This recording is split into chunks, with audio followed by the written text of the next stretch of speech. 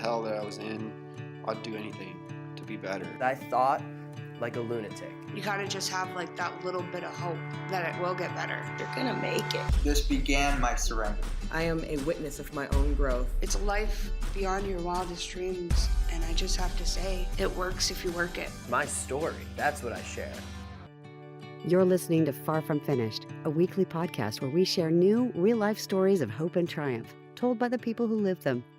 Today's story comes to us from... Okay, I'm here with Craig, and it's June 30th, and we're at the Oxford Outpatient Office, and this is a recording for the Far From Finished podcast for AAC. Do you want to start off just telling us about yourself and your life before addiction and kind of what led you into it? Let's see. I'm 37. I'm a father of 2. Been divorced since like 2007. I mean, nothing really special. I mean, I didn't go to college or, I don't wear a business suit. I don't think I own a suit. Just not that type of person. I used for a really long time, I think 12 or 13. So I don't really remember much of my childhood, or like it's bits and pieces, and I think I've blocked a lot of that bad stuff out. And I think, looking back on it now, like I remember how horrible using was and how much I just couldn't stop. And the person that I had become, because I was doing those things, like when you're little, they have those campaigns for like, just say no. I grew up in the 80s, so, Ronald Reagan's wife was, Nancy Reagan was, just say no thing was like big, huge. And they would show like commercials of like, crackheads and, and just crazy stuff, and I'm like, I'm not going to be that guy, and you'd hear all these stories, and I was that guy, before I came to treatment. I was that guy on the corner that was like looking for people to rob, and I was stealing from my mom, and it was definitely not a good time. I did not like the person that I had become. I did not like the things I was doing, and you always hear this cliche, it just wasn't fun anymore. And it just wasn't fun anymore. It was horrible. And like just the everyday waking up and having to go through that day with an addiction was tough. So it was really, really tough. Wanting to not do it, but you had to, if that makes any sense. If you wanted to do it, but you had to. And I had to. And I didn't like that. So that's what kind of got me to the Oxford Center, was I just couldn't do it anymore. How did you first get started using? I think it was just like at a family thing. I think I was like at a cookout, and some people were drinking, and I think it was like some cousins of mine. So it wasn't like a really like authority figure. And I remember that first time too, it's like, hey, this is kind of neat and interesting, and of course I'm a kid, and they're giving me this stuff, so I felt accepted. And that been a really big problem of mine from a very young age, was wanting to be loved, and I felt like that was the way they were showing me some love. It's kind of crazy how like you grow up. I had this crazy concept of love when I was little, and it carried on into my adulthood. So I thought that they were loving on me in some type of way, and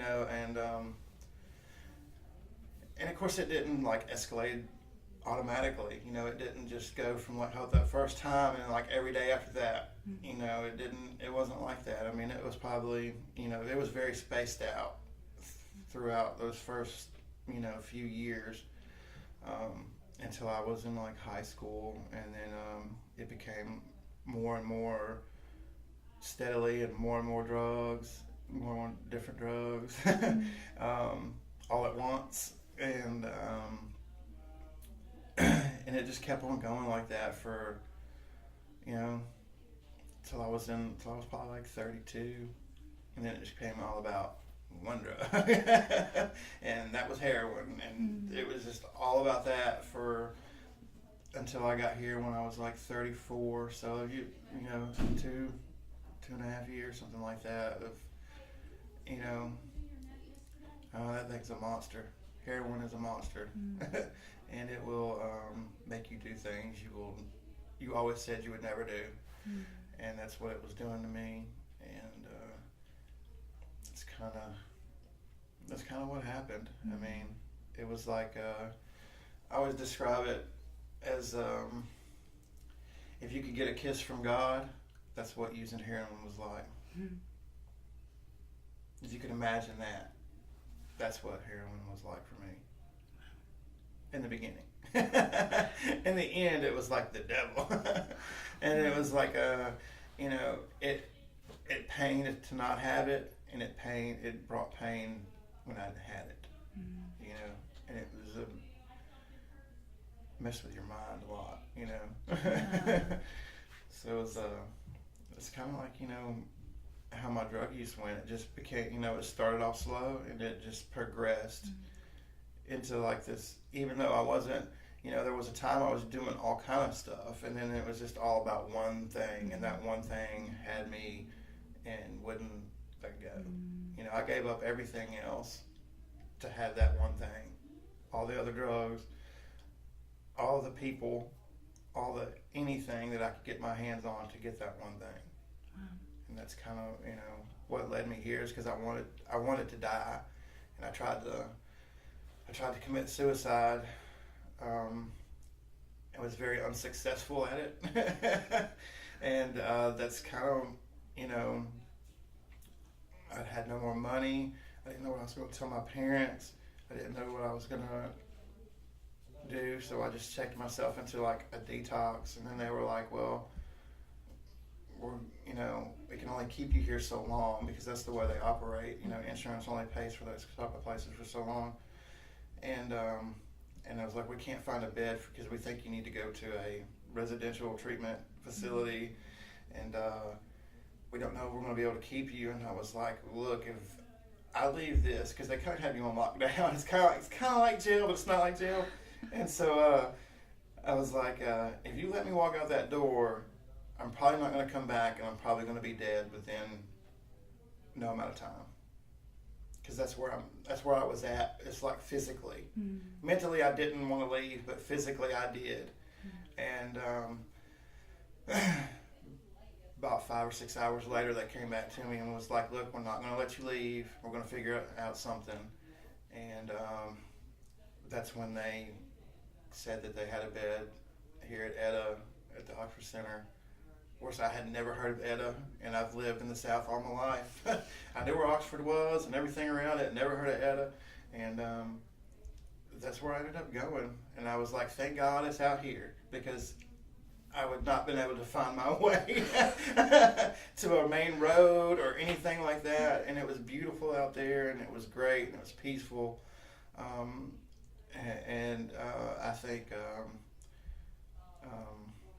I think it was right where I needed to be at that moment. And what was that like when you first got there? I mean, I'm just imagining coming from, like, especially like an inpatient, like hospital kind of environment, and yeah, all of a sudden you're at this very different kind of place. Yeah, it was. I was relieved, to be honest with you. I was so glad I was there. Of course, you have nerves. It's a new place and new people, and of course, every one of the patients came in and was like, "Hey, how you doing? We're so glad you're here. You're gonna love this place." And you know, it was really enthusiastic. And some of those people I still talk to today, the people that I saw that very first day. You know, I'm sitting here sick and feeling awful, and these people are like smiling and, you know, loving on me, and I still talk to some of those people. And not all of them are still here, you know, because they're either back out or they're dead, you know. So I was just glad I was there. I was just like, because that day I didn't have to do anything crazy. I didn't have to rob anybody, and I didn't have to steal from anybody, and I didn't have to do those things I didn't want to do anymore. At least that day I didn't have to. Yeah. So I was just relieved. I felt like a weight had been lifted off my shoulders for that first little bit. Finally, I don't have to live my life the way I'd been living it before, because I was not happy with myself. I just was not happy with. It took me a couple of years after being clean to look in the mirror. Like, the only time I looked in the mirror was to shave. That was it. Any other time I was looking at the ground, so it was a relief to get here finally. What was, like, your time at Etta, what was it like? Like, what were some of the ways that you felt things starting to change for you?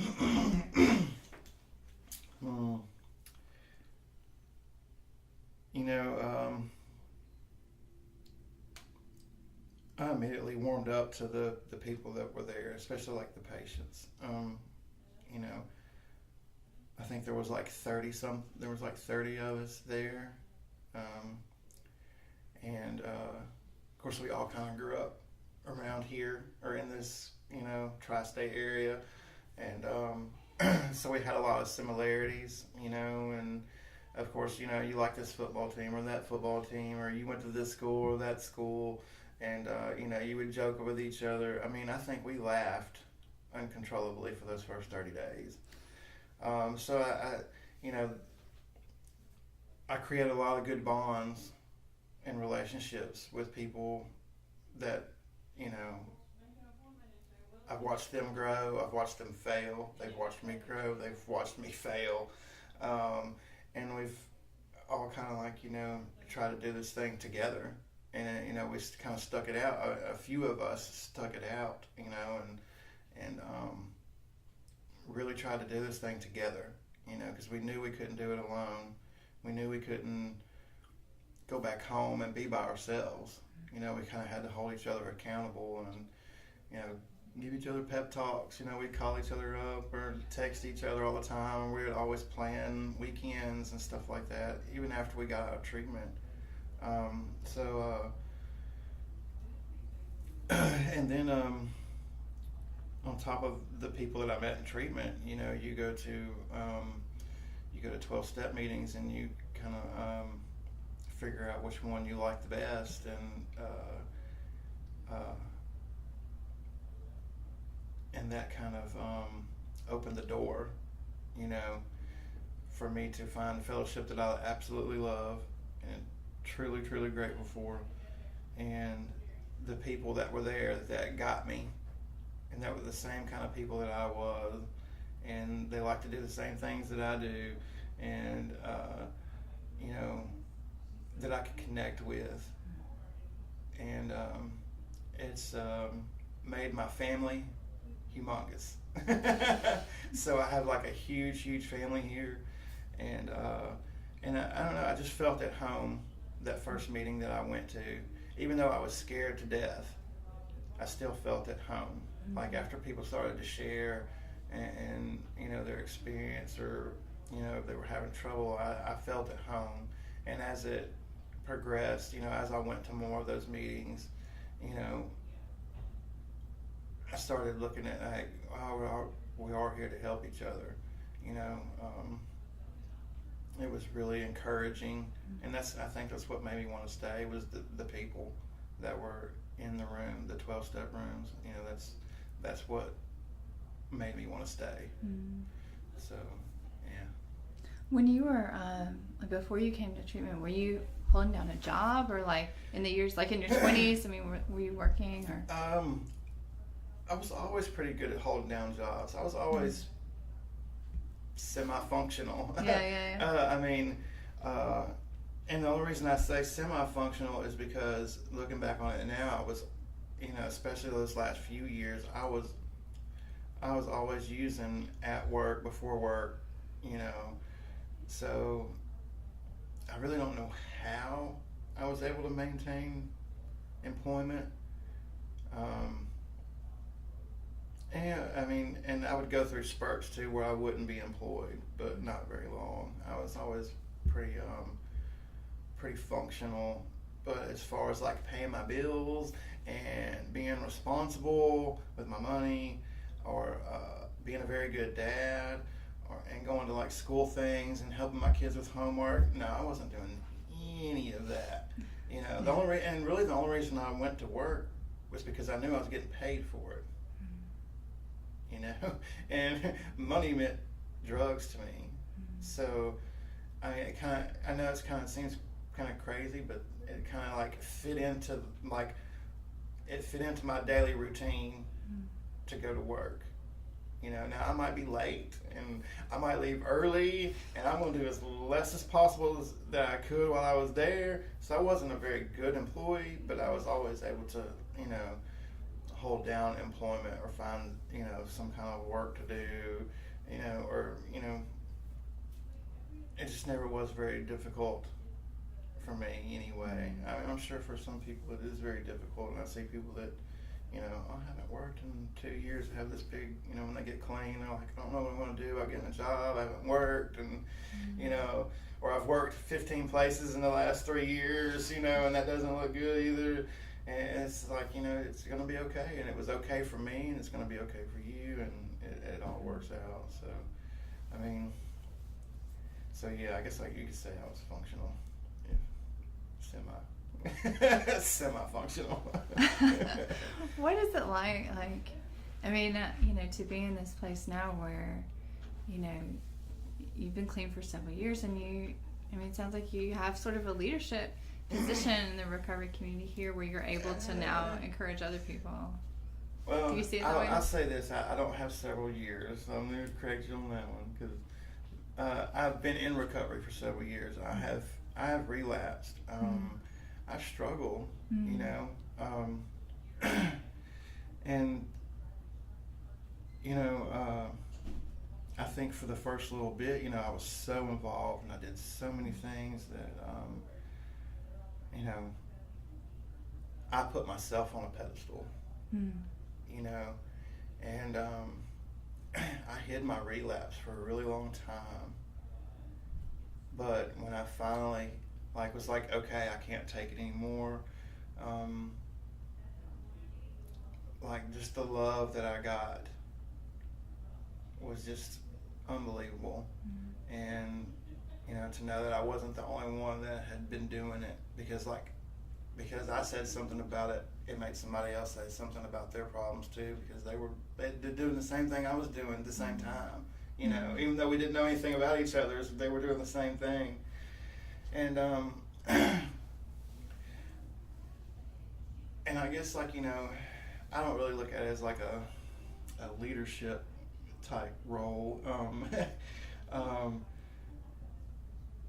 guess some people may feel that way, because I'm a pretty regular face, or, you know, like, but I definitely don't want to ever claim that anything is mine, except for my recovery. But, you know, you stick around and you get to know a whole lot, and your experience is worth its weight in gold. And if you can share that with somebody, it's a really awesome thing. You know, you never know what day of the week that you might touch somebody's life, you know, and I guess that's like the only thing that I could see that, you know, would be the best quality of a leadership standard, if that's what we want to call it. So, I mean, and I have been, you know, very involved in the fellowship of NA. That's where I go. It's, you know, that's the fellowship that I'm in. That's, like I said, that's where I'm home, and that's where people loved on me. They loved me till you know, they loved me when I couldn't love myself, you know, and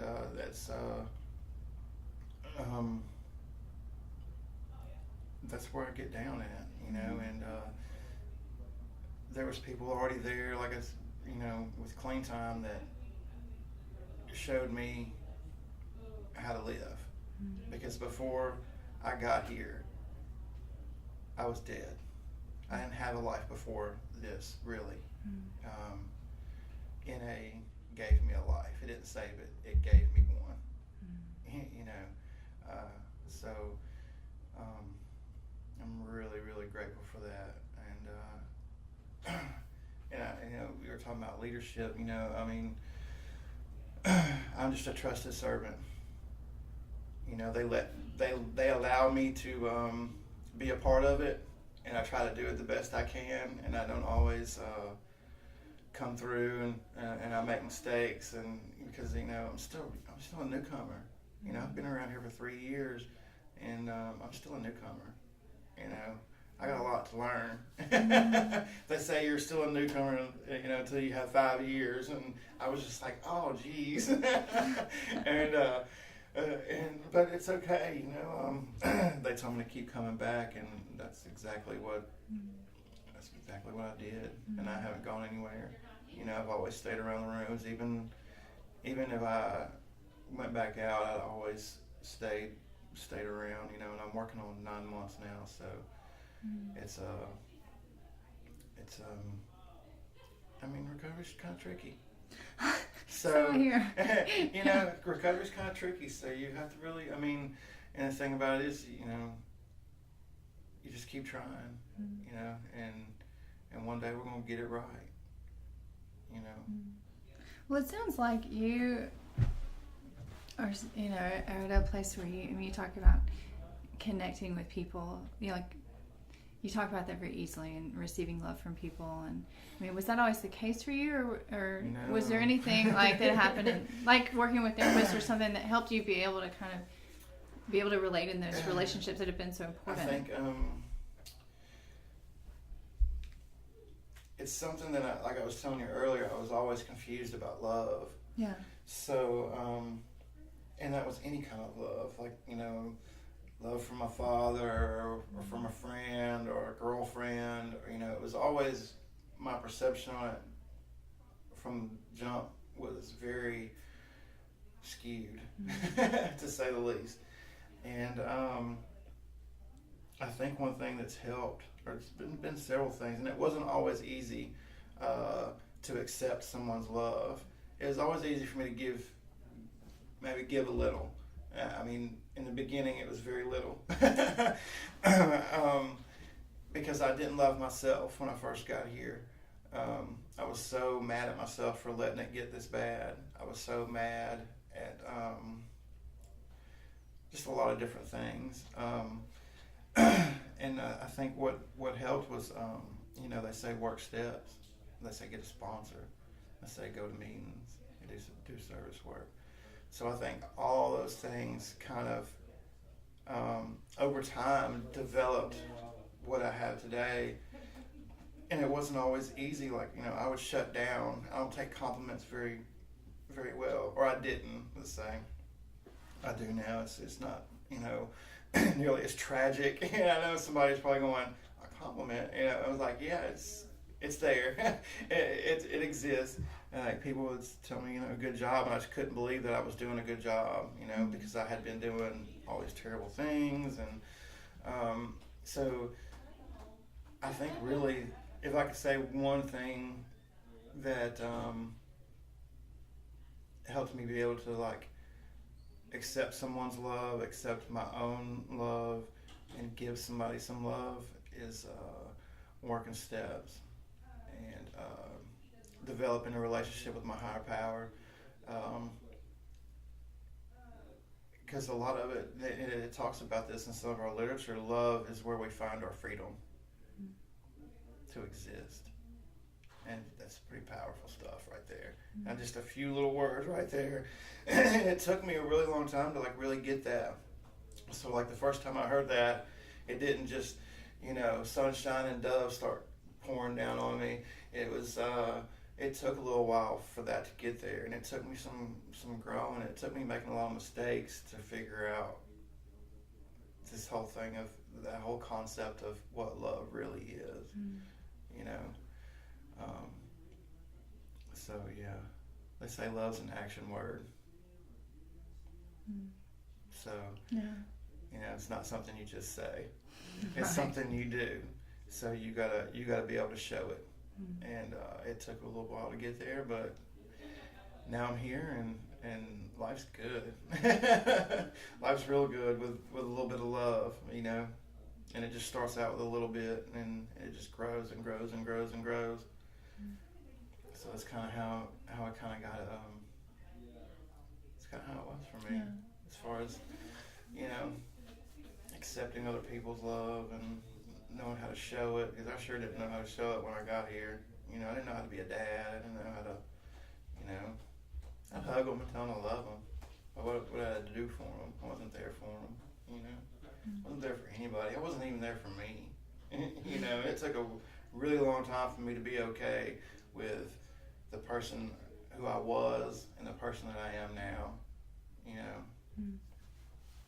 If you had any advice for someone who is, considering like taking that step of getting clean, going to treatment, what would it be?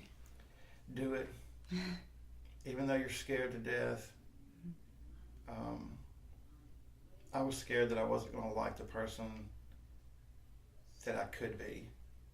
I had this crazy concept that, what if you don't like who you become? Because, the drugs have made you, because when I used, I could talk to people, I could have fun, I could let it loose, I thought I was going to be all uptight, I guess. I was scared that I was going to become somebody that I didn't like. And it's the exact opposite. I became everything that I've always wanted to be. And that's just happy, freeness, and joy. And that's what I found. And my advice is just try it. And if it don't work, guess what? You can go back to doing it your way. A lot of people come to treatment and they think they're in jail, and there's no bars there. There's no guard dogs. There's no watchtower with a guy with a rifle ready to pick people off when they cross the line. This is a choice, and the choice is yours. You can find a new way to live, or you can try it your way again. And it's not something I suggest because I just here this year in Oxford, we've lost 3 people because they thought that old way was better. And the new way is not better, it's just different, and it's a lot easier. I don't want to say it's a lot easier. It's just different. It's just different, and I can cope with things today. And if I make a mistake, they always kept telling me to keep coming back. It's one thing I heard from like day one when I went to my first meeting was keep coming back. That's one thing that I still hear all the time, and that's what I've done, and that's what's kept me here. It's kept me from dying. So if you could say that was like a survival skill that I've picked up, then yes, it's one that I've picked up, and it's one that's worked for me. If you're struggling, tell somebody. What's the worst that can happen? That you live. And like I said, the worst thing that can happen is you go back out, you try it your way, and maybe it works out for you, maybe it doesn't. But why not give it a try? Give it your 100%, and you'll be surprised what you can do. I did it, and I didn't think I could do it. I remember getting here and going, man, if I could just get that 30-day key tag, and it was an orange one, and I was like, if I just get that, that'd be awesome. And then next thing you know, I'm picking up 60, and I was like, I wonder what would happen if I got a year. And I did that too, and I was just like, wow, and I really didn't notice it at first, but I had been through a lot that year without having to use drugs. I'd been homeless. I had a job when I got here, okay? I had insurance, I had a car, But when I got clean, I lost all that stuff because I moved down here, so I didn't have the job anymore, I didn't have the insurance anymore, and I didn't have the car anymore. So I survived being homeless, jobless, and penniless like several times over in the past 3 years that I've been here. Those first 20 months or so, I probably did that 2 or 3 times. You know, before I relapsed, I did that probably 2 or 3 times, and so it's possible. Like I look back on it now, and I went through a lot that year without having to use. You know, even though I might have made a mistake, here I get to do it over again. You know, I came back, so I didn't die.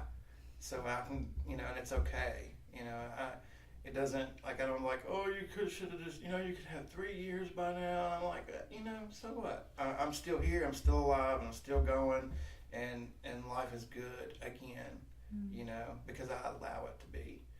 So just try, you know. I mean, it's got to be better than what you're doing right now. I know it was for me, you know.